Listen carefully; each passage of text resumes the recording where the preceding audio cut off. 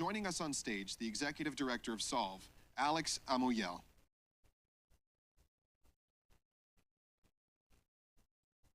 Hello, everyone. Hello. Welcome to Solve Challenge Finals 2022. I'm Alex Amuyel, Executive Director of MIT Solve, and I'm thrilled to be back here in person for this momentous event. It's been quite some time since we were all together in this room for Solve Challenge Finals 3 years ago, although the magic of the internet means that we were able to continue virtually. It feels remiss to not recognize the impact the past few years have had on the world and each of us. We're continuing to navigate the pandemic. We see continued and, in many cases, increasing inequalities and unabated climate change.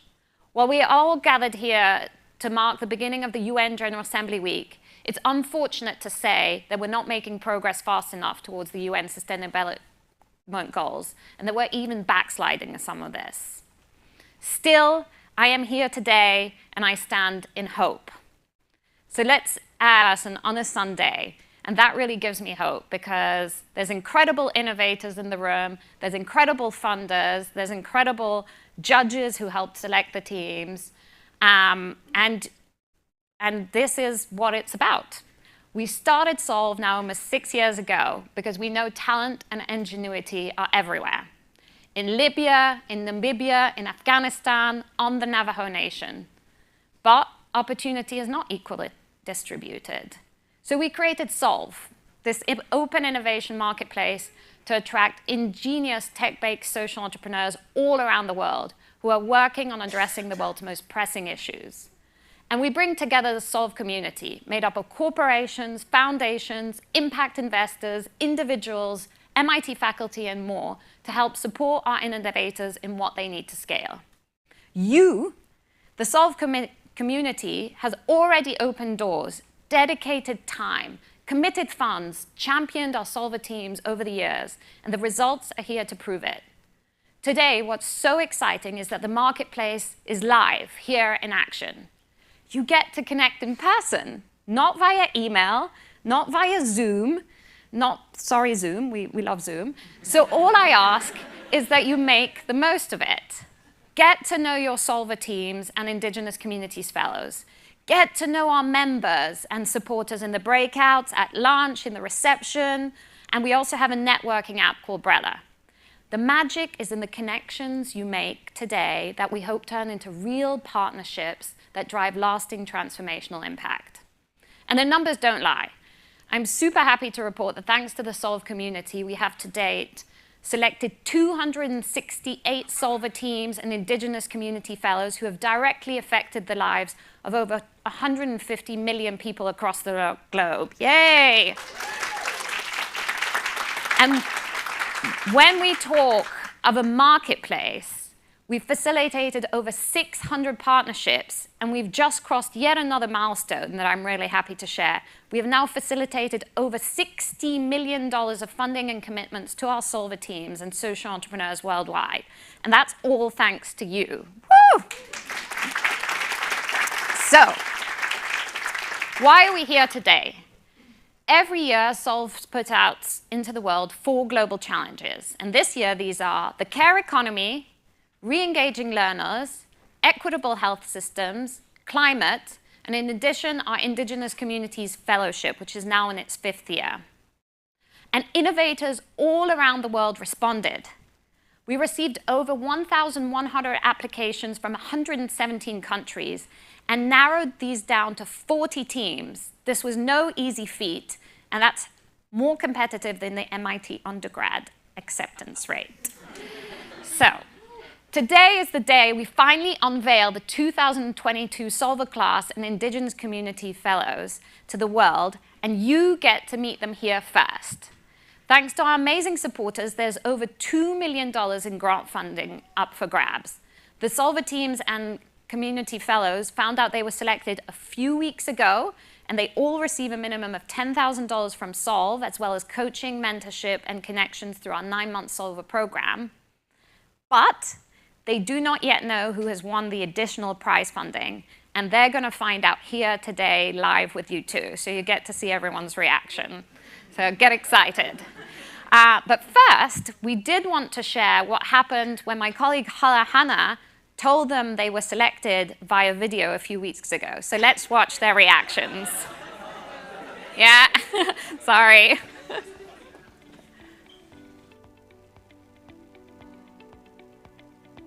Everyone on this call was selected as a finalist for our 2022 Global Challenges or Indigenous Communities Fellowships. The reason you are on this call, you have been selected to be part of the 2022 class. Congratulations! Woo! Thank God, congratulations. Congratulations, everyone. Congrats, everyone. Congratulations, everyone. Oh, that's awesome. Congratulations. We have been so uplifted and so inspired by your solutions and your commitment to putting technology at the service of your communities in the world. We're so excited to start this journey with you. Welcome to Solve. It's been so hard to get this going, and I'm with the care economy, and if you understand what that's like right now in the United States, it needs to change. And to disrupt this, you're going to need backing from an institution like MIT to get this going. So for you guys to have that insight, to know it's a problem, and then to try to solve it and think I would be a solver. Thousands adolescent girls and young women we are serving, they're already informed of this process. They are always asking me of the next steps, and they are very excited to hear that. So thank you, thanks so much. We really know that with MIT, we're gonna take it really, really far, high, and impact so many more lives. Congratulations! Well done, everyone. Wow.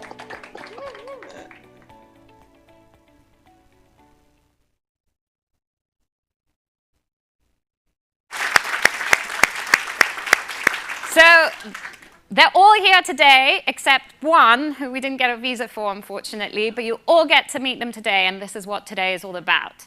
These innovators are the heart of what we do. We recognize the risk, commitment, persistence, and sweat it takes to fully invest in creating something and going after the wicked problems of our times. A few stats about our 2022 class. 70% of them are women-led. Woo! 48% are for-profit and hybrid teams, and 50% of Solver teams are headquartered in Africa, Asia, the Middle East, Latin America, and the Caribbean. Woo! But most importantly, perhaps, they all have innovative solutions designed with and for underserved communities that address our 2022 global challenges. You will get to hear more about each of their solutions in the pitch sessions, which will be starting very soon. This is my favorite part of the day, and so you don't want to miss it. And as I mentioned, there's over $2 million in prize funding up for grabs. In fact, $2.3 million to be precise, and there's still time to contribute if you want to help me get to $2.5 million. I always put this ask up, so please come and see me.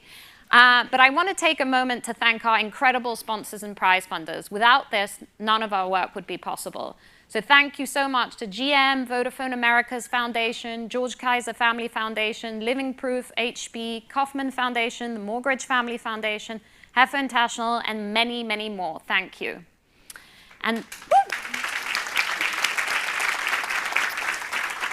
And while most of the prize funding is going to be announced in the closing plenary today, there's a few which will be announced during the pitch sessions. And I also want to get started on the fun and announce our first prize now. So the Andan Prize for Innovation in Refugee Inclusion is particularly fitting for the upcoming conversation we're about to hear. The Andan Foundation is a long-standing supporter of Solve and is dedicating to supporting solutions that promote refugee resilience, self-reliance, and integration.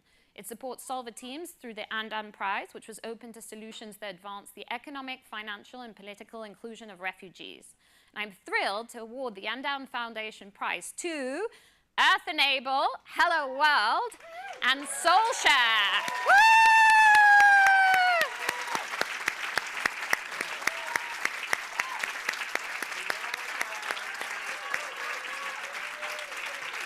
Yay! Yeah, we can, as you wish.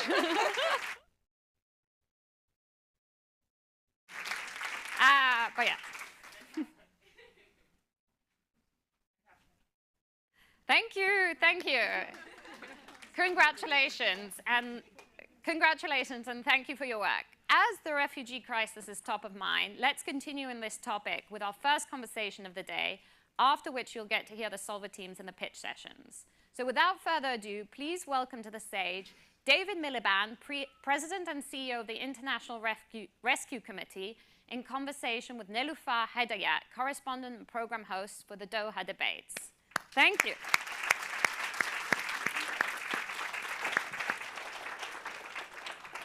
Thank you very much. We don't have any money to give away. That's not what we're going to be doing.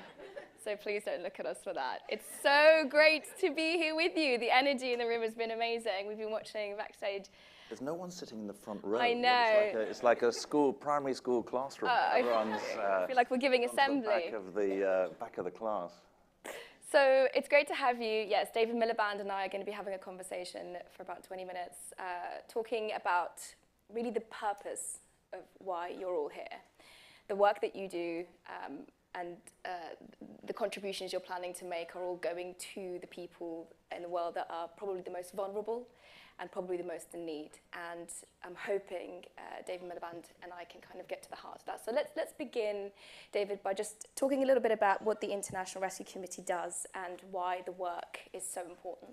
Well, we're an international humanitarian aid charity focused on people whose lives are shattered by conflict and disaster. So we work in war zones, or conflict areas, areas of civil conflict, Ukraine obviously, but Syria, Somalia, northeast Nigeria.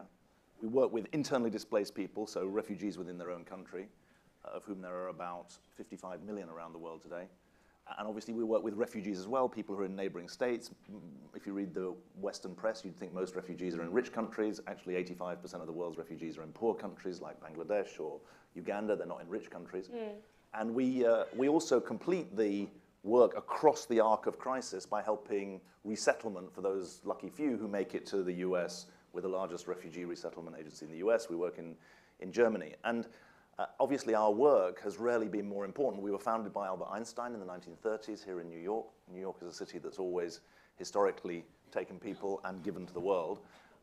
But now we're working on a global scale with this clear focus. And I'm a great believer that NGOs get into trouble when they try and do everything, when they just chase the money. Our strength comes from having this clear focus on people whose lives are shattered by conflict and disaster. And just relevant to this discussion we're having this morning, when I joined the IRC 8 or 9 years ago, we set out to change the humanitarian system, not just be a bigger organization. Because I felt very strongly that humanitarian aid wasn't working. The length of time that people were displaced was 15 or 20 years, yet education was less than 3% of the humanitarian budget, which made no sense at all. More than half of the people who depended on humanitarian aid were women and girls, yet too often issues of gender inequality were on the margins, not at the center. All of that takes reform. And so one of the things I'm most proud of is not that we served 31 million people last year. We're the largest impact evaluation agency in the humanitarian sector, because I believe very strongly that you've got to test out what works if you're going to be able to pledge to taxpayers or to donors that their dollars or pounds or euros are going to go as far as possible. And I think this commitment to innovation has to go side by side with a commitment to rigorous evaluation and implementation. Otherwise, you can't be clear. You can't look people in the eye and tell them that their money is going to go further with you. David, you're on stage with a former refugee. I'm a product of what happens when war and conflict override a nation. I was born in Kabul, in Afghanistan, and in 1994 I fled to North London. In fact, David and I went to the same comprehensive school. You have a refugee background. I wish I was that young, but it was a different time. Any of you who are wondering, it was a bit early. I was there a bit beforehand. But the reason I hark back to that, and the reason I want to talk about that is, I am what happens when we get it right, when we have all parts of society, civil, government, private, working together with the data that you spoke about, and we get it right. And I'm really proud to be Afghan and British and have my heritage as part of that. And I say all of this to try and understand what we mean when we say solve. I feel like everyone's wearing the lanyard around their necks with such an important word. But specifically talking to that issue of the public, private and government sectors working together, how important is that entrepreneurial spirit in thinking differently and behaving differently to achieve the goals that we've all set? Well, first of all, I'm on stage with someone who's a refugee. You're on stage with someone who's the son of two refugees. So I may not look like it. People often say, oh, you don't look like the son of a refugee. And I say, well, what do you think a refugee looks like? I mean, it's a strange thing to say, but I wouldn't be here if my parents had not been admitted to Britain in 1940 and 1946. My mum came as an orphan in 1946. So there's lots of stories to draw on. I think this solve question operates at two levels. One level where we've got really good answers, and one level where we have very bad answers and not good answers. We've got really good answers at the individual level. Yes. We know a lot about how to help a child who's got toxic stress as a result of being exposed to violence. We know a lot about how to help women who have survived sexual violence. We know a lot about livelihoods programming and how to help individuals. So I can give you a good story on that, and if you type into your computer IRC outcomes and evidence framework, you'll see what our country directors and field program leaders see. Here's the problem, here's what the evidence shows, here's the IRC way of addressing it. But it's at the individual level. At the macro level, how do you tackle or even solve the roots of the problem? How do you, to take a topical example, in El Salvador, Guatemala, and Honduras, there's political stress, climate stress, economic stress, gangland stress. Yep. How you, quote unquote, solve that, the macro question of nation building and state building, we're a long way from good answers. And I had a time in diplomacy before I came to this job. I was in UK politics. And the truth is that the tools of diplomacy to resolve tensions between states are not very helpful for solving problems within states. There are 55 conflicts going on around the world at the moment. One of them, Ukraine-Russia, is between states. 54 of them are what are sometimes called civil wars, but they're very uncivil. What's going on in Syria or in Ethiopia or has been going on in Afghanistan for 40 years. The tools of diplomacy aren't good for that, and as you and your fellow countrymen and women know, the tools of nation building and state building are weak. And so that's the way I'd answer your question. We hope to see you back in British politics soon. It's just something I'll throw out there. But in terms of the cohort, the solve community that we've got in the room, we're really privileged, I think, to be sat in the room with so many young people who are wanting to create change in an impactful way. Sometimes it feels as though in order to break something and fix it, you've got to innovate your way out of that situation.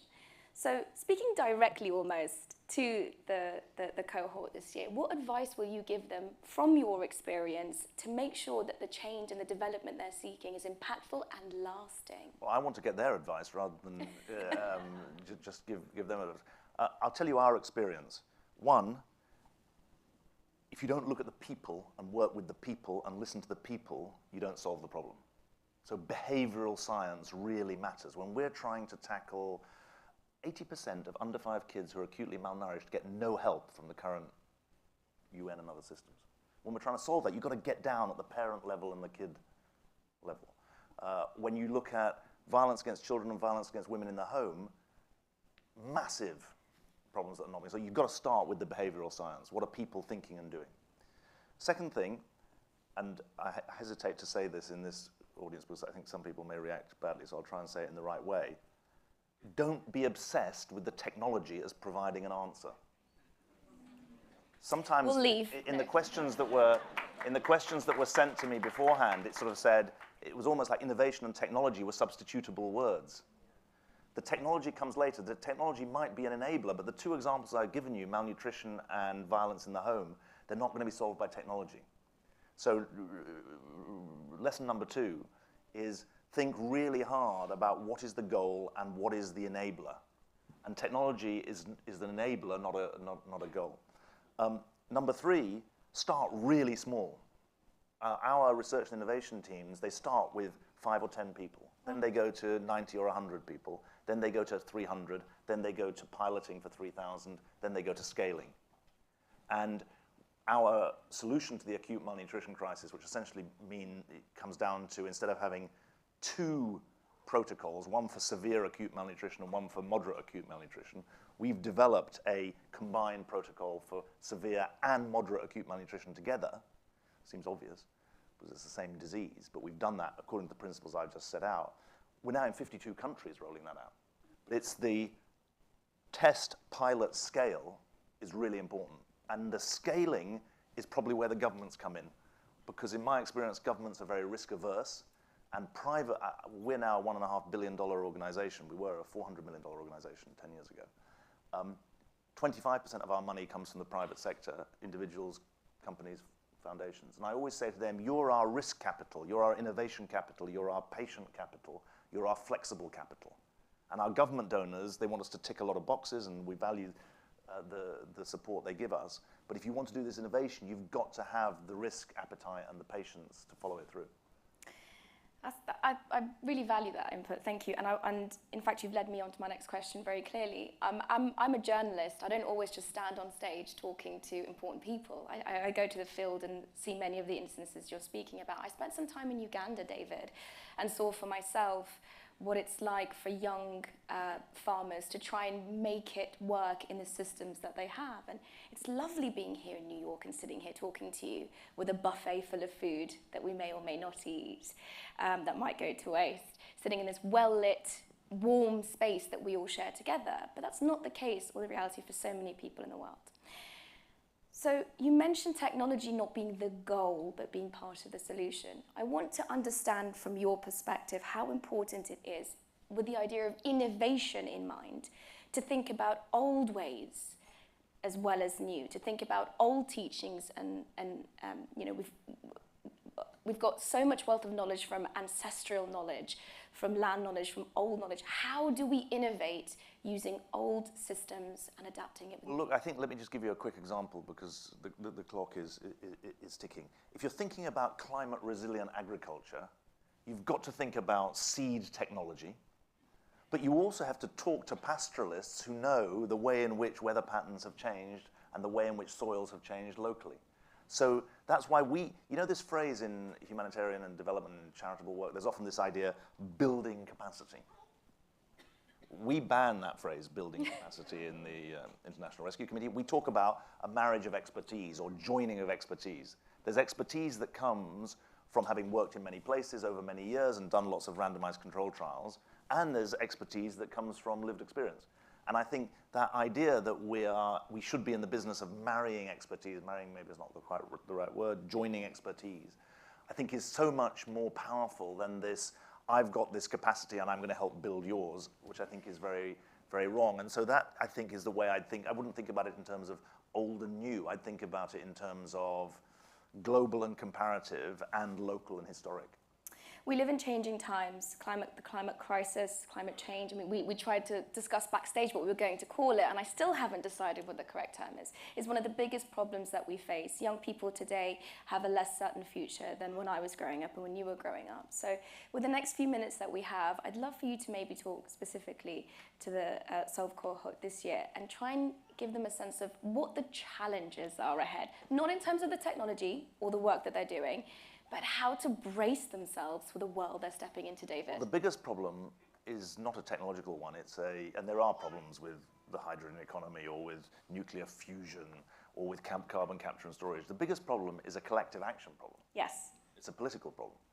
It's that the climate crisis, notwithstanding what's happened in the southwest of the United States in terms of heat, or what's happened in Pakistan in terms of floods, or what's happening in East Africa in terms of drought, the biggest problem is that the climate crisis is pitched as a long-term invisible problem.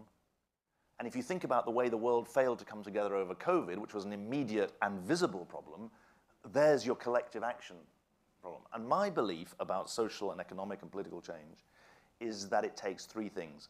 It takes government leadership, it takes business and NGO innovation, and it takes mass mobilization. But they don't have to come in that order. If you're very traditional, you think, well, government leadership comes first, business innovation, NGO innovation comes second, mass mobilization comes third. It doesn't have to happen in that order. And when governments are not leading, when governments are in retreat, then the other two force fields, factors of social and economic and political change have to come to the fore. And that's where I think it's the government vacuum that leads to your Greta Thunbergs. It's the government vacuum that leads to NGO private partnership.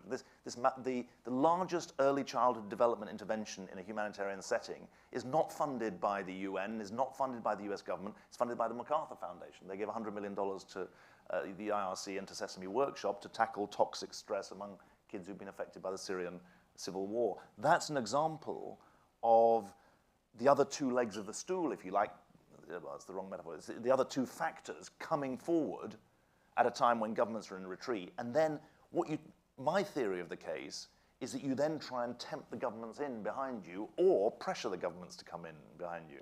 And that's why I applaud the ethos of, I'm actually an MIT, the reason I did this morning is it said MIT, and I'm an MIT, I did my master's at MIT, so I thought I should do that way of doing it. But the reason I think the ethos of this is good is that it's about saying, we're going to stand up. Abraham Lincoln said the hardest job in the world is to be a citizen. And being a citizen means being a solution maker. And it seems to me that everyone in this room, in their own way, in their own country, in their own community, is saying, I am not willing to just sit and admire problems or describe problems or complain about problems. I want to solve problems. And that, I think, is a great ethos. It can't be done just by disorganized creation. It has to be organized. And that's why I think it's powerful to get money behind it, to get institutions like MIT behind it, to take this. I would be saying, these world leaders who are arriving here this week for the UN General Assembly, they need to be confronted with solutions, not just with problems. A lot of NGOs spend their time telling political leaders what's wrong. They know what's wrong. What they are interested in, or what they should be interested in, is what's the solution. And so taking your solutions and then confronting local, national, international leaders with those solutions and asking the question, not why don't you solve the problem, but why don't you back this solution? It's a very different narrative if you put it in that way. David Miliband, thank you so much for talking to me. Thank you. Should we just